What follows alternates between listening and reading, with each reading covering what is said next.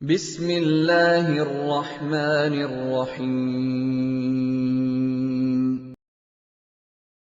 اعوذ باللہ من الشیطان اللعین الرجیم۔ بسم اللہ الرحمن الرحیم۔ ناظرین السلام علیکم۔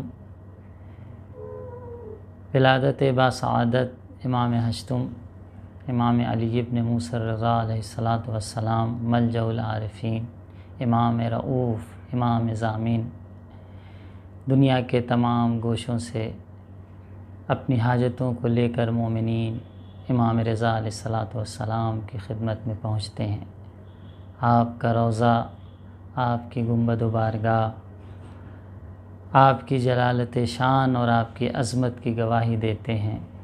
یقیناً وہ امام جو غریب الغربا تھا، لیکن اللہ نے اسی غربت میں اس امام کو اتنی عزت عطا کی کہ آج تمام دنیا سے شیعوں اور نان شیعہ دوسرے لوگ بھی امام کی خدمت میں جا رہے ہیں اور اپنی حاجتوں کو لے رہے ہیں۔ اسی مناسبت سے ایک خوبصورت حدیث امام رضا علیہ السلام سے آپ ناظرین کی خدمت میں پیش کریں کہ آپ فرماتے ہیں کہ صدیق کل امرئ عقلہ و عدوہ جہل۔ یقیناً ناظرین، اہل بیت علیہ السلام کی جو تعلیمات ہیں، ان کی جو احادیث ہیں، ان کی جو فرمائشات ہیں، اس میں بہت ہی گراں بہا چیزیں، لولو و مرجان، موتی، مروارید، جو کہہ لیں، آپ کے اقوال میں پائی جاتی ہیں۔ ہماری ذمہ داری ہے کہ ہم ان کی فرمائشات پر عمل کریں اور ان کی فرمائشات پر عمل کرنے سے اپنی ہی زندگی، دنیا کی بھی زندگی اور آخرت کی زندگی، دونوں کو بہتر اور مضبوط بنائیں۔ اس مختصر سی حدیث میں امام رضا علیہ السلام فرما رہے ہیں کہ صدیق کل امرئ عقلہ و عدوہ جہل۔ ہر شخص کا دوست اس کی عقل ہے اور ہر شخص کا دشمن اس کی جہالت ہے۔ یقیناً دنیا میں بہت سے فائدے جو ہم تک پہنچتے ہیں وہ ہماری عقل مندی کی بنیاد پر ہوتے ہیں۔ ہم کوشش کرتے ہیں، ہم تلاش کرتے ہیں، اور بہت سے فائدے ہماری عقل مندی کی بنیاد پر ہم تک پہنچتے ہیں۔ وہیں پر دنیا میں بہت سے نقصانات جو ہم تک پہنچتے ہیں وہ ہماری جہالت کی بنیاد پر ہوتے ہیں۔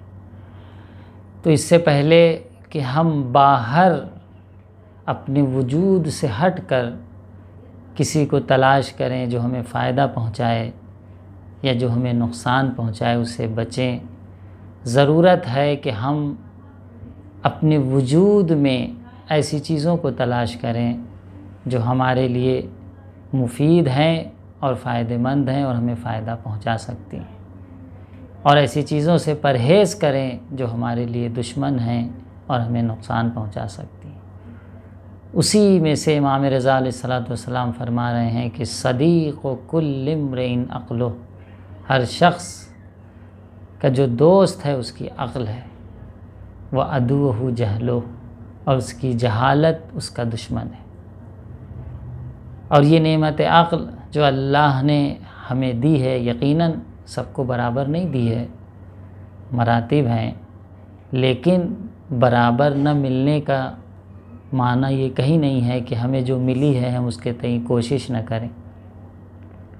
یہ بالکل اسی طریقے سے ہے کہ اگر کوئی شخص، آپ 10 لوگوں کو تصور کر لیجئے جن کے پاس مختلف عدد اور مختلف رقم میں اماؤنٹ پائے جاتے ہوں، پیسے پائے جاتے ہوں۔ مثال کے طور پر ایک شخص ہے جس کے پاس 1 لاکھ روپے ہیں، دوسرا ہے جس کے پاس 2 لاکھ ہیں، اسی طریقے سے 10 شخص کا آپ تصور کر لیجیے، ہر ایک کے پاس دوسرے سے 1 لاکھ زیادہ ہے۔ بزنس کرنا شروع کرتے ہیں، کام کرنا شروع کرتے ہیں، 1 سال بعد بسا جس نے 1 لاکھ لگایا وہ آج 2-3 لاکھ کا مالک ہے، جس نے 3-4 لاکھ لگایا وہ 50,000 یا 1 ہی لاکھ فائدہ اٹھا سکا، جس نے 8 یا 10 لاکھ لگائے اس کا سرمایہ آدھا ہو چکا ہے، تو آپ کیا کہیں گے کہ اس میں کون فائدے میں تھا؟ یقیناً کہیں گے جس نے 1 لگا کر 3 کمایا وہ فائدے میں تھا۔ نعمت عقل بھی اسی طریقے سے اللہ نے یقیناً سب کو برابر نہیں دی ہے، لیکن اس کا استعمال ہمارے اوپر منحصر ہے کہ ہم جتنی تلاش و کوشش کریں گے، جتنی فرمائشات و تعلیمات اہل بیت علیہ الصلاۃ والسلام کو حاصل کریں گے، اتنا زیادہ ہم اس نعمت سے فائدہ اٹھا سکتے ہیں۔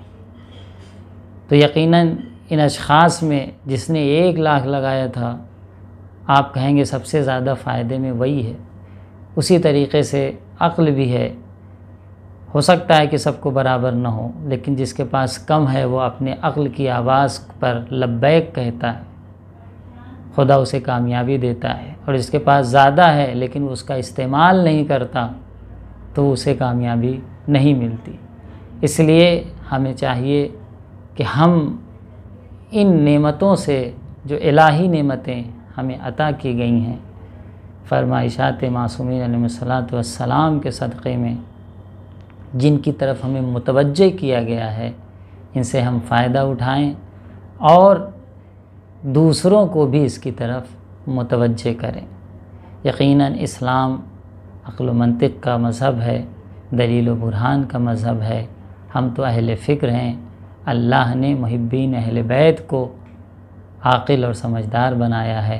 آئیے کوشش کریں کہ ہم میں سے ہر ایک امام رضا علیہ الصلاۃ والسلام کی اس حدیث کو عمل کرتے ہوئے ایک اچھا معاشرہ بنانے میں، ایک اچھی زندگی بنانے میں نعمت عقل سے فائدہ اٹھائیں اور جہالت سے دوری کریں۔